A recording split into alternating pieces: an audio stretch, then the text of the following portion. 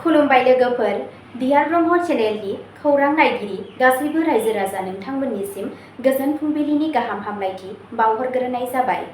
आं दिनै नोंथांमोननि सिगाङाव आरोबाव माखासे खौरां फरायथिनो लादों। आसा खालामो नोंथांमोनहा खौरांखौ खोनासंनानै मोजां मोनगोन। दिनैनि गाहाय रादाबफोराव दङ आयेन बेरेखा साल बिफां दाननायनि जाथायाव कक्राझार VCDCनि मासिगिरिखौ खादों। सेप्टिक टेंकनि सिङाव बिस गोनां गेस हां बोनानै साथाम सुबुंनि जिउ खहा। आसाम CMआ फैगौ 5 बोसोराव BPL सुबुं अनजिमाखौ 3% गाहायाव लाबोनो थांखि लादों। कक्राझार फरायसालिनि फरायसाखौ न्याय बिनानै रोजा रोजा सुबुंफोरा केन्डेल धर्ना सोमावसारदों। आफ्रिकान स्वाइन फिभारनि गिख्रंथावनाया आसामाव 30 साननि थाखाय अमा बेदरखौ होबथादों। जालुकबारी गुवाहाटीआव हाइवे हायाव गोबां बेदखल खालामनायफोरखौ होस्रांदों। जरहाटआव आसामनि लाइमोनखौ गाग्लोबनायनि अजद, एयारफर्सनि 2 जवानखौ हमबाय। ई-रिक्सा चार्जिं खालामनायाव आसामनि काछाराव गिख्रंथाव अर खामदों, गंबा गारिफोरा खहा। दानिया फैदो आबुं रादाबाव।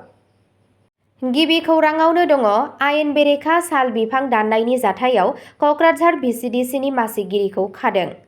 आयेन बेरेखा साल बिफां दाननायनि जाथायजों लोब्बा लाखिनानै कक्राझारनि पुलिसआ VCDCनि मासिगिरिखौ खादों। खौरां मोननाय बादिब्ला दायनिगिरिया हाग्रा ओनसोलाव सालनि बिफांखौ गनायथि गैयाजासे दाननायाव लोब्बा दंमोन होनना मिथिनो मोननाय जायो। ओनसोलाव आयेन बेरेखा दंफां दाननायनि खौरांखौ मोननायनि उनाव हाग्रा बिफाननि बिबानगिरि आरो पुलिसआ नायबिजिरनायखौ जागायदों। बिबानगिरिफोरा बुंदों दि बे अपारेशना हाग्रा सम्पदफोरखौ रैखाथि होनो आरो ओनसोलाव आयेन बेरेखा दंफांनि फालांगिखौ होबथानो थाखाय सोलिबाय थानाय नाजानायनि मोनसे बाहागो। बे जाथायजों गोबां सुबुंफोरा सोमोन्दो दं ना गैया बेखौ मिथिनो थाखाय आरोबाव नायबिजिरनाया सोलिगासिनो दं। बे जाथाया बडलेण्ड ओनसोलाव आयेन बेरेखायै हाग्रा दानस्रांनाय आरो आबहावा रैखाथिनि सायाव जिंगा सिखांनाय सोमजिहोदों। नैथि खौराङाव दङ सेप्टिक टेंकनि सिङाव बिस गोनां गेस हां बोनानै साथाम सुबुंनि जिउ खहा। आसामाव सेप्टिक टेंकनि सिङाव बिस गोनां गेस सोनानै सासे रौनियाजों लोगोसे साथाम सुबुंफोरा जिउ खोमाना लायो। खौरां मोननाय बादिब्ला बे जाथाया बै समाव जायो जेब्ला बोलि जानांनाय सुबुंफोरा साखोन सिखोन खालामनो सेप्टिक टेंकआव हाबदोंमोन। खौरां मोननाय बादिब्ला टेंकनि सिङाव थाबथानाय बिस गोनां गेसखौ हां लानायनि उनाव बिथांमोनहा बेहुस जादों। जायगानि थागिरि आरो रैखाथि हान्जाया जाथायथिलियाव सौहैयो, नाथाय साथामबो जिउ गोमाजानाय सुबुंफोरखौ थैबाय होननानै फोसावनाय जायो। बे दुखुनांथाव जाथाया सेप्टिक टेंक साखोन सिखोन खालामनाय समाव रैखाथि राहाफोरनि सायाव गोख्रों जिंगा सिखांनाय सोमजिहोदों। पुलिसआ बे जाथायनि सायाव नायबिजिरनायखौ जागायदों। फारसेथिं मावख'गिरिफोरा सुबुंफोरखौ इयुनाव बेफोरबादि जाब्रबथायफोरखौ होबथानो थाखाय नांगौबादि रैखाथि नेमखान्थिफोरखौ मानिनो खावलायदों। थामथि खौराङाव दङ आसाम CMआ फैगौ 5 बोसोराव BPL सुबुं अनजिमाखौ 3% गाहायाव लाबोनो थांखि लादों। आसाम सरकारा फैगौ 5 बोसोरनि गेजेराव हादोरसानि निखावरि हांखोनि गाहायाव थानाय BPL सुबुं अनजिमाखौ 3% गाहायाव लाबोनो थाखाय मोनसे गोलाव समनि नोजोरजों खामानि मावगासिनो दं। विकसित आसाम मिशननि सोमोन्दै बुंनानै गिबि मन्थ्रिया बुङो दि आसामनि दानि BPL रेटआ 17% आरो गोबां अनसाय बिथांखिफोर आरो जौगाखां मावथांखिफोरा सिगांनिफ्रायनो सुबुंफोरनि जिउ खुंनायखौ जौगाहोनायाव हेफाजाब होगासिनो दं। सरकारा बे थांखिखौ मोनफुंनो थाखाय साख्रिनि खाबुफोर, सावस्रि सिबिथाइ, साबसिन सोलोंथाइ, दाथाय जौगाथाय आरो दारिमिनारि जौगाथायनि सायाव नोजोर होनो थांखि लादों। CM बिथाङा बेखौबो बुङो दि हादोरसायाव गोरिब आरो गेजेर थाखोनि नखरफोरनि थाखाय गोबां खाबु सोरजिनायजों लोगोसे मोनसे गोख्रों रांखान्थि बिथिं जानायनि फारसे दावगालांगासिनो दं।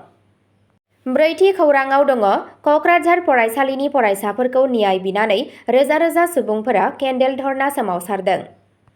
सानै फरायसुलि गथ'साफोरनि सोमोनांथाव थैनायनि सायाव न्याय बिनानै केन्डेल सोरां सोमावसारनायाव बाहागो लानो थाखाय कक्राझार जिल्लायाव रोजा रोजा सुबुंफोरा ज' जादों।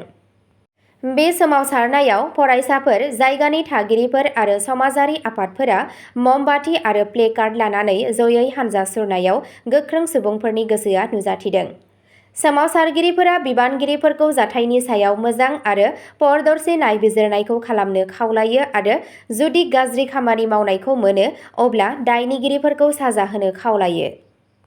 दुखुनांथाव थैनायनि जाहोनाव गासै ओनसोलाव गोबां सुबुंफोरा जाथायनि सायाव सोंथि दैखांगासिनो दं। सोमावसारगिरिफोरा सरकार आरो पुलिस खुंथायखौ थाबैनो खहा जानांनाय नखरफोरखौ थाबैनो न्याय होनो थाखाय खावलायहरो। बे जाथाया ससियेल मिडिया आरो कक्राझारनि जायगानि सुबुंफोरनि गेजेराव गोख्रों फिनजाथाय सोमजिहोदों। बाथि खौराङाव दङ आफ्रिकान स्वाइन फिभारनि गिख्रंथावनाया आसामाव 30 साननि थाखाय अमा बेदरखौ होबथादों। आफ्रिकान स्वाइन फिभार (ASF)नि गोदान गोसारनायनि उनाव आसामनि बिबानगिरिफोरा गोहोम गोग्लैनाय ओनसोलफोराव अमा आरो अमा बेदरनि दिहुनथायफोरखौ फाननाय आरो रोगानायाव 30 साननि थाखाय होबथादों। गोबां अमा थैनायनि खौरां मोन्नायनि उनाव बे थांखिखौ लानाय जादों, जायनि थाखाय खुंथायखौ गोबां सन्देरग्रा बेरामनि गोसारनायखौ होबथानो थाखाय गोबां बिबांनि बुथारनाय हाबाफारि जागायनो गोनां जादों। हरखाब होबथानाय आरो बुथारनाय हाबाफारिनि जाहोनाव गोबां रांखावरि खहा जानायनि थाखाय आबादारिफोरा आरो अमा फिसिग्राफोरा दुखु फोरमायदों।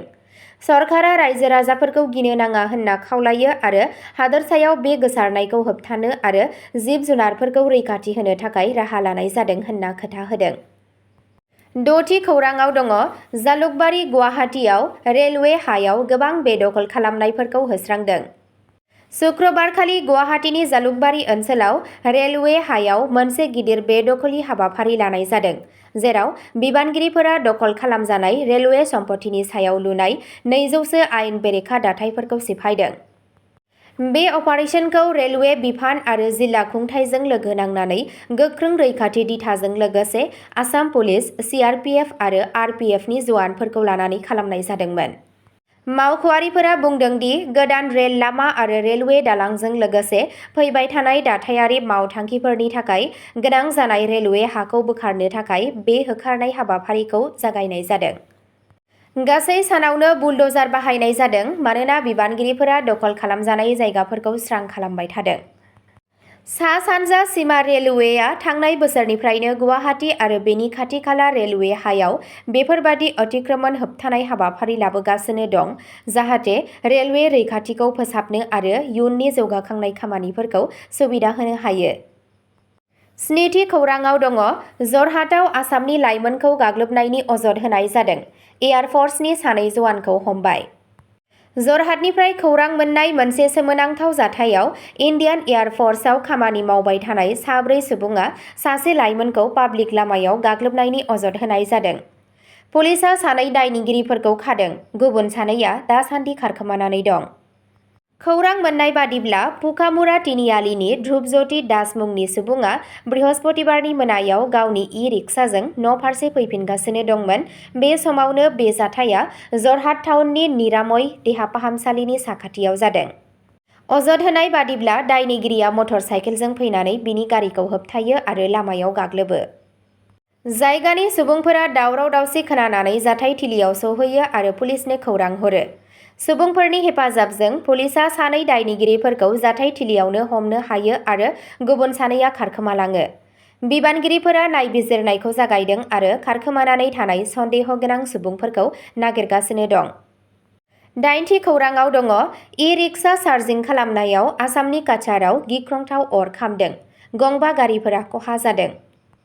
खौरां मोन्नाय बादिब्ला आसामनि काछार जिल्लायाव चार्ज खालामनाय समाव गंसे इ-रिक्सायाव अर खामनायनि जाहोनाव गंबा गारिफोरा सिलिंखार जायो। बे जाथाया ओनसोलाव गिखांनाय सोमजिहोदों मानोना चार्जिं पइन्टनि साखाथियाव लाखिनानै दोननाय खाथिनि गारिफोराव अर जोंब्लावदों। खौरां मोन्नाय बादिब्ला बे अरा इ-रिक्साखौ चार्ज खालामनाय समाव जागायदोंमोन आरो दान्दिसे उनावनो खाथि-खालानि गारिफोरखौ साग्लोबो।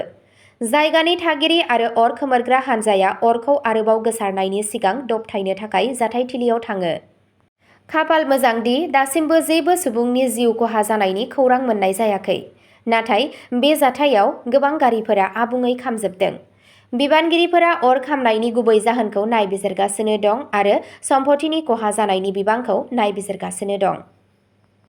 अब्ला दिनैनि खौरां फरायथिनाया एसेनोसै, गोजोन्थों।